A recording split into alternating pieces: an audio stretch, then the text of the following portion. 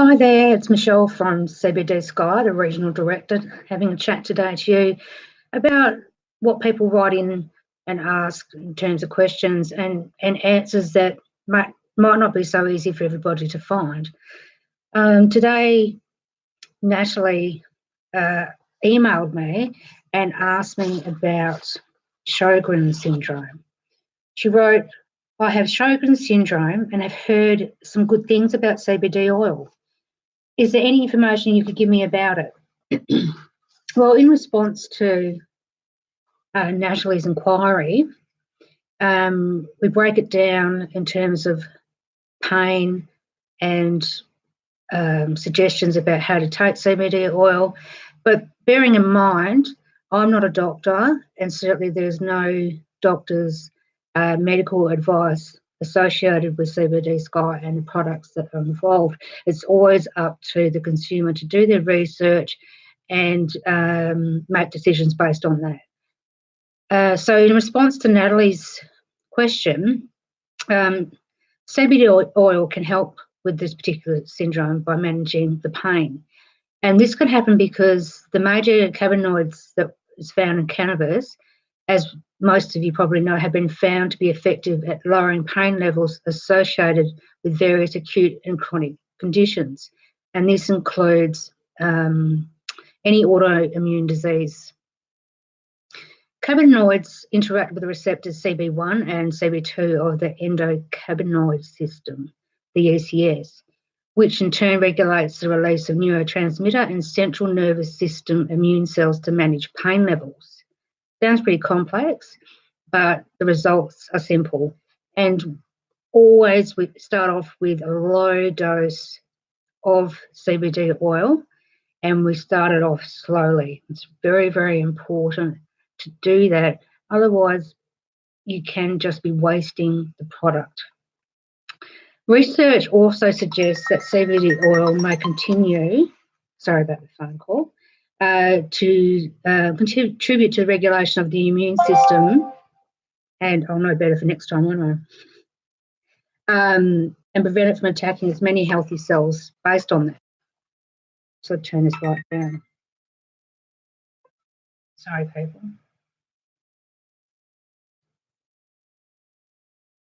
Okay.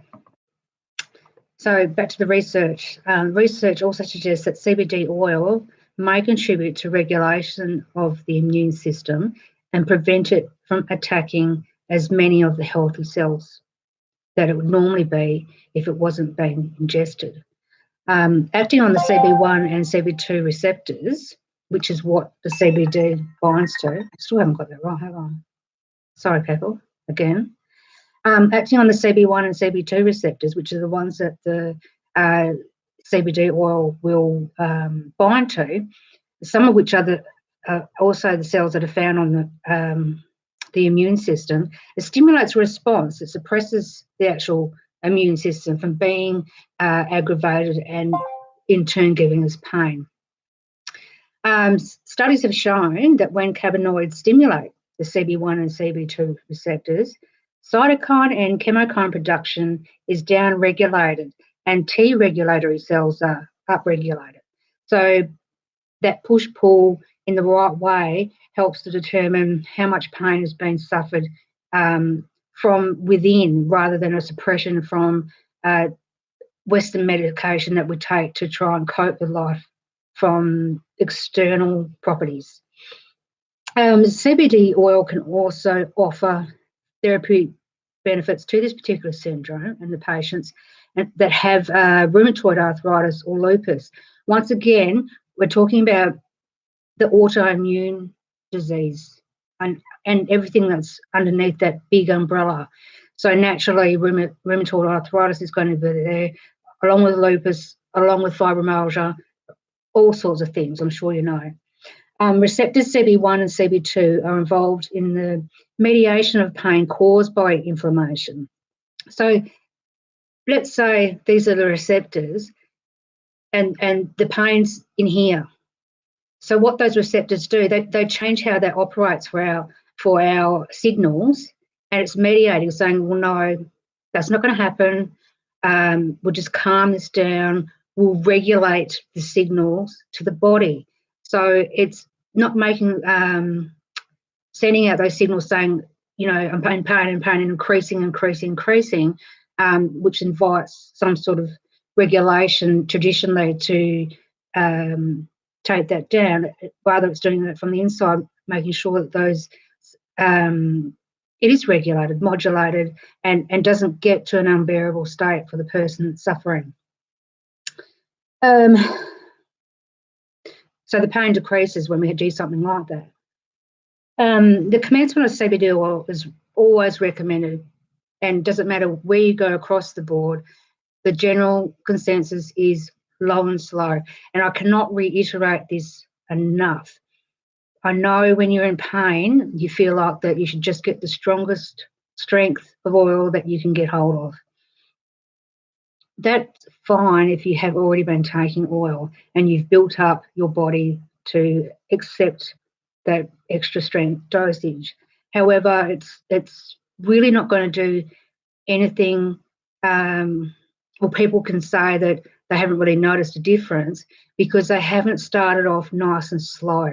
Slow means a couple of drops twice a day on a lowish strength. So for an adult, that could be around the 500 milligram mark. And patience is really called into. Think about the bigger picture and how you're going to get there and manage that pain. You will see differences. I hope that was a little bit helpful, and I really do apologise again for the interruptions. And bear with me with my trying to get the information across to you.